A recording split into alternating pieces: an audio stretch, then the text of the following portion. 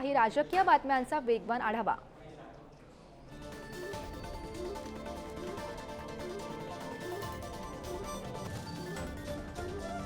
मनसेमुळे महायुतीचं जागा वाटप आणखी रखडलंय।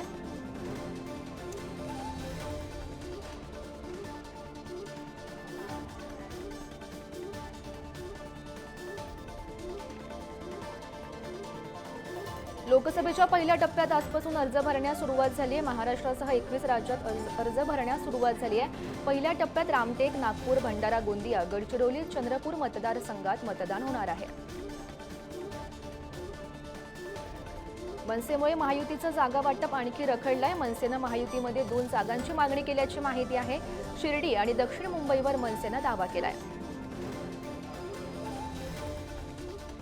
काँग्रेसनं महाराष्ट्रात आघाडीसाठी नवा फॉर्म्युला तयार केल्याचा दिसतोय। 23-14-6 अशा फॉर्म्युल्यावर कालच्या बैठकीत चर्चा झाल्याची माहिती मिळते। वंचित महाविकास आघाडीत सामील झाल्यास 4 जागा देण्यास सुद्धा येतील, तर वंचित बाहेर पडल्यास त्या 4 जागा काँग्रेस आणि राष्ट्रवादीला मिळण्याची शक्यता आहे। महाविकास आघाडीमध्ये जागा वाटपाचा तिढा सध्या कायम आहे। मुंबई दक्षिण मध्यच्या जागेसाठी काँग्रेस नेत्या वर्षा गायकवाड इच्छुक आहेत, तर ठाकरेंच्या शिवसेनेकडून अनिल देसाई आग्रही आहेत। उपमुख्यमंत्री देवेंद्र फडणवीस यांच्या सागर बंगल्यावर बारामती लोकसभा मतदारसंघाबाबत बैठक झाली। या बैठकीला हर्षवर्धन पाटील सुद्धा उपस्थित होते। बैठकीत फडणवीसांशी सकारात्मक चर्चा झाल्याची माहिती हर्षवर्धन पाटील यांनी दिली आहे। पुण्याच्या बोरमध्ये विजय शिवतारे आमदार संग्राम थोपटेंच्या वडिलांची भेट घेतली आहे आणि त्यावेळी शिवतारेंनी त्यांच्या समोर शरद पवार आणि अजित पवारांच्या तक्रारीचा पाढा सुद्धा वाचलाय।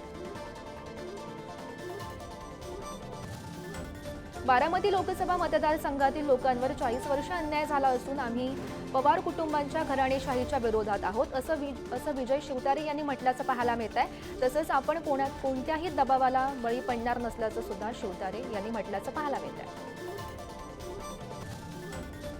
अजित पवारांनी थोपटे परिवारातील 2 पिढ्यांचं नुकसान केलं असा आरोप विजय शिवतारे यांनी केलाय। रागातून अजित पवारांनी संग्राम थोपटेंना विधानसभेचं अध्यक्ष होऊ दिलं नाही, ही प्रवृत्ती राजकारणातून संपवली पाहिजे अशी टीका सुद्धा त्यांनी केली आहे।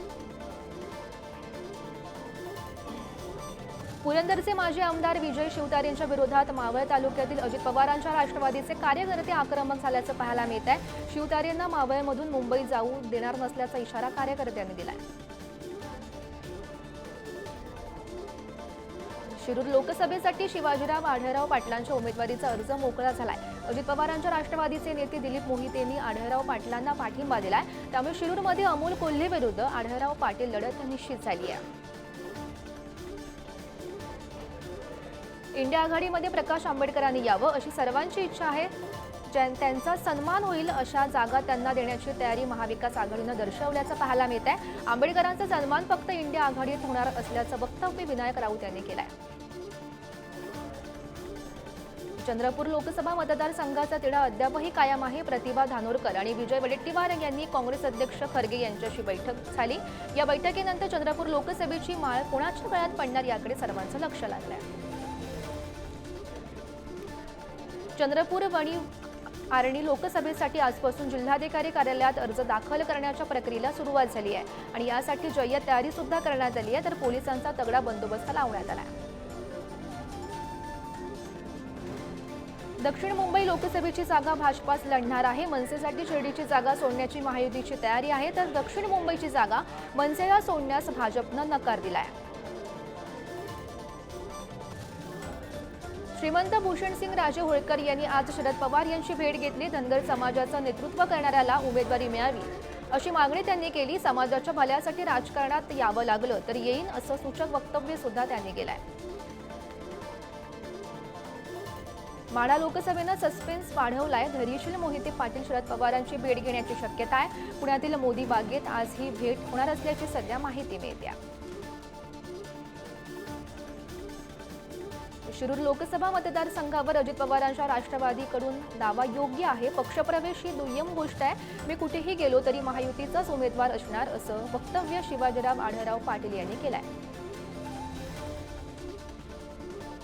जळगावात आयोजित केलेल्या महायुतीच्या बैठकीत जोरदार खडाजंगी झाली आहे। मंत्री गिरीश महाजन यांच्या समोर भाजपाच्या दोन्ही उमेदवार संदर्भात महायुतीतील घटक पक्षांच्या आमदारांनी नाराजी व्यक्त केली आहे. इतरांसारखा संधी साधू नाही, तिकीट नाही मिळालं की दुसऱ्या पक्षात जायला, असं म्हणत मंत्री गिरीश महाजन यांनी एकनाथ खडसे यांच्यावर टीका केली आहे. रक्षा खडसेंना पुन्हा उमेदवारी दिल्यानं भाजपाचा अनेक पदाधिकारी आणि कार्यकर्ते नाराज असल्याची सध्या माहिती मिळते. अमोल जावळे यांना उमेदवारी न दिल्यानं नाराजी नाट्य सध्या सुरू आहे. मात्र आपण नाराज नसल्याचं अमोल जावळे यांनी स्पष्ट केलं आहे. उद्धव ठाकरे उद्या शाहू महाराजांची भेट घेणार आहेत. सांगली दौऱ्याआधी उद्धव ठाकरे कोल्हापूरला जाणार आहेत. उद्धव ठाकरे शाहू महाराजांची सदिच्छा भेट घेणार असल्याची माहिती संजय राऊत यांनी दिली आहे. सातारा लोकसभेबाबत शरद पवारांनी बैठक घेतली. या बैठकीला शशिकांत शिंदे आणि बाळासाहेब पाटील सुद्धा उपस्थित होते आणि यावेळी पवारांनी सातारा मतदारसंघातील निवडणुकीच्या तयारीचा आढावा सुद्धा घेतला. शिंदेंच्या शिवसेनेची उद्या महत्त्वाची बैठक आयोजित करण्यात आली आहे. मुख्यमंत्री शिंदेंनी आमदार आणि खासदारांची बैठक बोलावली आहे. मनसेला महायुतीत घेतल्यानंतर बदलणाऱ्या नव्या समीकरणांवर चर्चा सुद्धा होणार आहे. उपमुख्यमंत्री अजित पवार यांनी खेडचे आमदार दिलीप मोहिते पाटील यांची भेट घेतली. पुण्याच्या राजगुरुनगर येथील निवासस्थानी ही भेट झाली. शिवाजीराव आढळराव पाटील यांच्या राष्ट्रवादी प्रवेशाबाबत मोहिते पाटलांनी विरोध सुद्धा केलेला होता. अजितदादा, तुम्ही मुख्यमंत्री व्हायला हवं अशी मागणी आता अजित पवारांच्या समर्थकांनी केली आहे. तर आमदार दिलीप मोहिते पाटील ज्या दिवशी मंत्री होतील त्या दिवशी मी मुख्यमंत्री होईल, अशा मिश्किल उत्तरानं राजकीय वर्तुळात चर्चांना उधाण आलंय. संभाजीनगर लोकसभेसाठी उमेदवारी जाहीर होईपर्यंत आपण इच्छुक असल्याचं अंबादास दानवे यांनी म्हटलंय. दरम्यान ठाकरेंच्या सेनेकडून खैरेंचं नाव जवळपास निश्चित झालंय.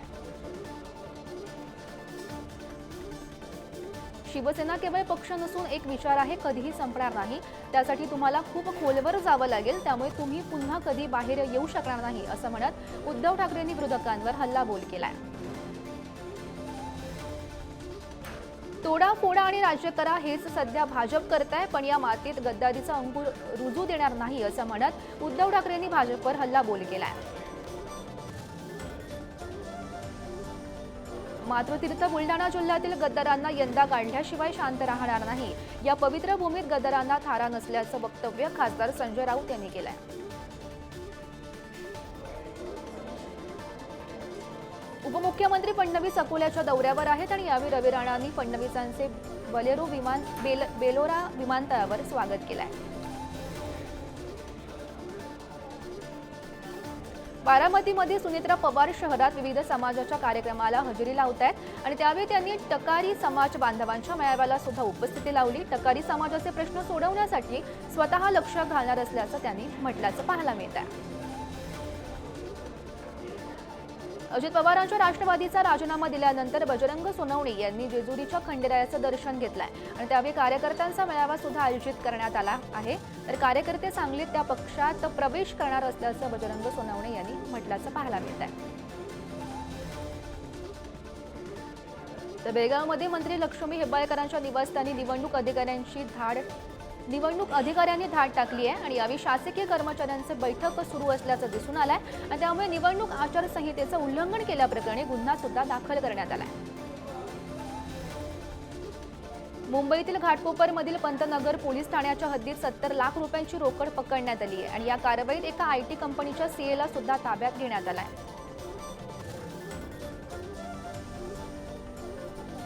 उपप्रकार लक्ष्मण माने यांनी शरद पवारांची भेट घेतली. लक्ष्मण माने लातूर लोकसभा मतदारसंघातून लढण्यास इच्छुक आहेत.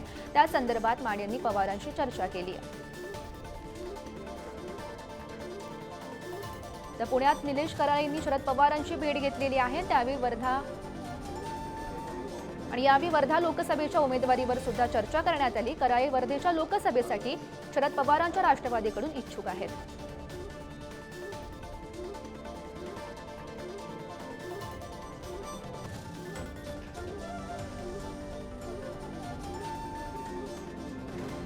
दादा कोरोनामध्ये किती लोकांच्या मागे उभे राहिले, सगळ्या गोष्टी दादा काय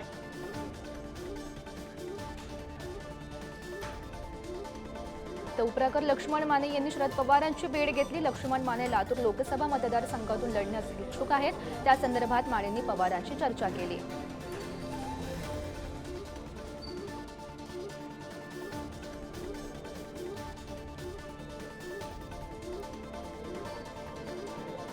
तर पुण्यात निलेश कराळे यांनी शरद पवारांची भेट घेतलेली आहे. त्यावेळी वर्धा लोकसभेच्या उमेदवारीवर चर्चा करण्यात आली. कराळे वर्धेच्या लोकसभेसाठी शरद पवारांच्या राष्ट्रवादीकडून इच्छुक आहेत.